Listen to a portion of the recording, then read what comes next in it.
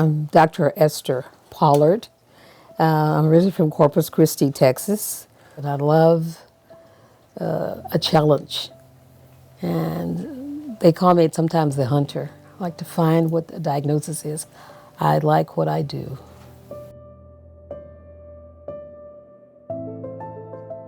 It's an honor to be a physician, to be a healer. I like helping people. First thing, my mother was she was a nurse, and definitely even before her death, she said, take care of your patients. Medicine was already ingrained. My parents very pushed academics, and at the age of 5, I could do just second grade work, and so I entered school. I attempted to go to Incarnate Word College, but my parents said, well, we can't quite afford it. So I went to Del Mar for 2 years, and then I went to Texas State University, and then did research in Dallas at Southwestern on anemias. And then from there, I went to medical school in Galveston.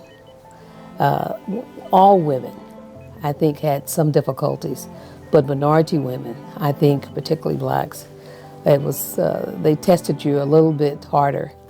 When I finished my training in San Antonio, and by the way, I might mention the first woman, the first minority to finish from the University of Texas, the cancer program with Dr. Copeman.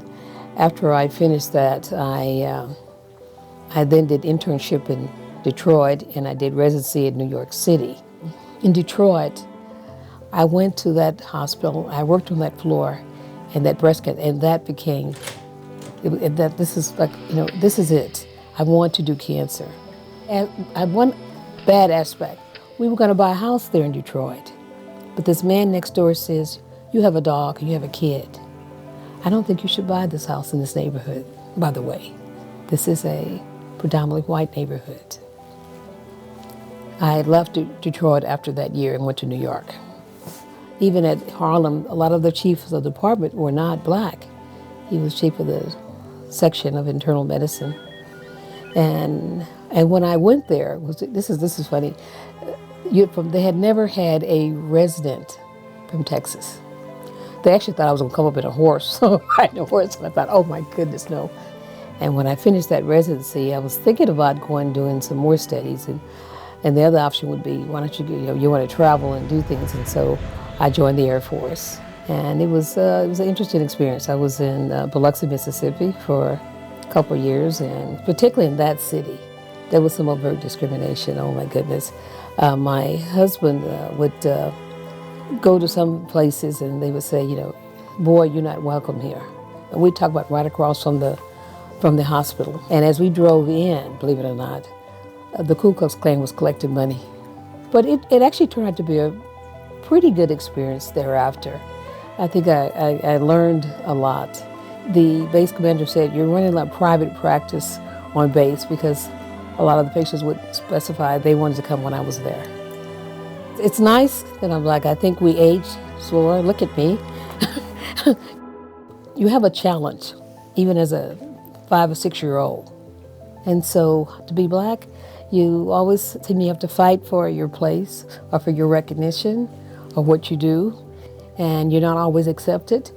I've had 2 patients in my 20 years here that's the doctor, they left. They're smart, white, black, Hispanic. It doesn't, it's not color related. Like one patient had a 3,000 PSA. Normal PSA is less than 4.